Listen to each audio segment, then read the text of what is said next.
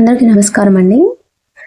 ఈ వీడియో ఎవరైతే చూస్తున్నారో సబ్స్క్రైబ్ చేసుకొని లైక్ చేయండి. డిసెంబర్ 12వ తేదీన రెండో లక్ష్మి గురువారం పూజ ఇలా చేయండి. 7 తరాల ఐశ్వర్యం మీ సొంతం. మార్గశిర మాసం అన్ని మాసాల్లో కల్లా ఈ మాసం శీర్షం అంటే శిరస్సు వంటిది. లక్ష్మీనారాయణులకు అత్యంత ప్రీతికరం. సంపాదనకు అధిపతి అయిన లక్ష్మీదేవి ఈ మార్గశిర మాసంలో ఈ భూమి మీద తిరుగుతూ ఉంటుంది. మార్గశిర మాసంలో వచ్చే 4 గురువారాలకు చాలా ప్రత్యేకత ఉంటుంది.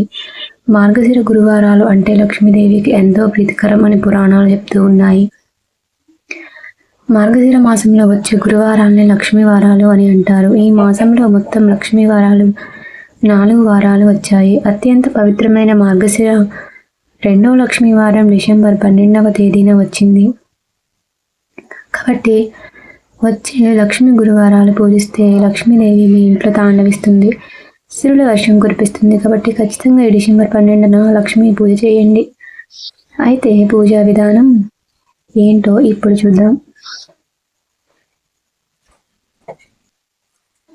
మార్గశిర మాసం వచ్చే 2 గురువారాలను పూజిస్తే మీకు సకల శుభాలు కలుగుతాయని పండితులు చెప్తున్నారు. కాబట్టి అది ఎలాగో ఇప్పుడు తెలుసుకుందాము. తప్పనిసరిగా ప్రతి ఒక్కరూ లైక్ చేయండి, వీడియోని సబ్స్క్రైబ్ చేసుకొని అందరికీ షేర్ చేయండి. లక్ష్మీదేవిని పూజిస్తే స్త్రీలు గురువారం ఉదయాన్నే లేచి ఇల్లంతా శుభ్రం చేసుకొని వాకిలి ముందు ఇంటి ముందు చక్కగా ముగ్గు వేసుకోవాలి. అలాగే ఇంటిని శుభ్రం చేసే నీటిలో 2 స్పూన్ల కల్లుప్పు వేసుకోవాలి. ఇలా వేసుకుంటే మీ ఇంట్లో ఉన్న దుష్టశక్తులు అన్నీ తొలగిపోతాయి. అలాగే తలస్నానం చేసేటప్పుడు షాంపూని ఉపయోగించకూడదు. ఉత్తి నీళ్ళతోనే తలస్నానం అనేది చేసుకోవాలి.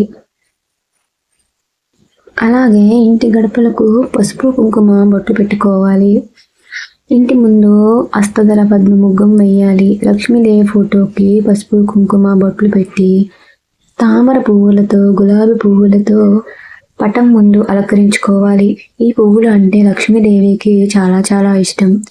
ఇలా చేస్తే మీ సంపాదన క్రమక్రమంగా పెరుగుతుంది. అత్యంత శక్తివంతమైన పిండి దీపం ఒకటి పెట్టి మీరు పూజ చేస్తే 1000 రెట్లు పూజ చేసిన ఫలితం మీకు అనేది వస్తుంది. కాబట్టి బియ్యం పిండి ప్రమిద చేసి దీపాలు పెట్టండి. ఇంకా ఏంటి అంటే ఆ పిండి ప్రమిదకు గంధం కుంకుమ బొట్లు పెట్టి 5 ఒత్తులతో దీపారాధన చేసి లక్ష్మీదేవి పటం ముందు పెట్టాలి. ఒక్కో గురువారానికి ఒక్కొక్క నైవేద్యం సమర్పించాలి. బెల్లం పరమాన్నం లేదా అటుకులు నైవేద్యంగా సమర్పించాలి. చివరిగా పచ్చకర్పూరంతో హారతి ఇచ్చి లక్ష్మీదేవికి ధూపం వేసి లక్ష్మీదేవికి నమస్కరించుకోండి. ఇంకా మీకు డీటెయిల్గా వీడియో కావాలంటే మన వీడియోలో వ్రత కథం అలాగే ఎలా పూజ చేసుకోవాలి ఏంటి అనేది ఒక వీడియో ఉంది. మన ఛానల్లోకి వెళ్ళి చెక్ చేయండి, మీకైతే వీడియో దొరుకుతుంది. కాబట్టి తప్పనిసరిగా ఈ వీడియోని అయితే లైక్ చేయండి, సబ్స్క్రైబ్ చేసుకోండి. Thanks for watching friends.